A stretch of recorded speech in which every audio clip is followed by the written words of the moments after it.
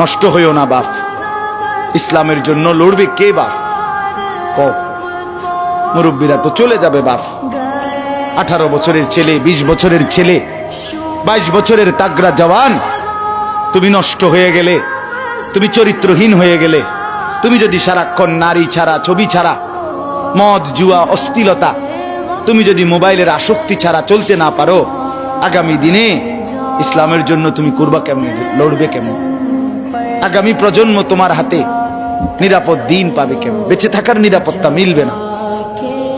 বেঁচে থাকা 53 বছর বাংলাদেশের বয়স, 53 বছরের সমাজে বেনামাজির সংখ্যা যদি এত বেশি হয়, 53 বছরের ভিতরে মোবাইলে আসক্ত যুবকের সংখ্যা যদি এত বেশি হয়, 53 বছরের ভিতরে বেপর্দা নারীর পরিমাণ যদি এত বেশি হয়, এত মসজিদ মাদ্রাসা চারদিকে থাকার পরেও যদি এই মসজিদ মাদ্রাসা ষড়যন্ত্রের কারণে কমে যায়,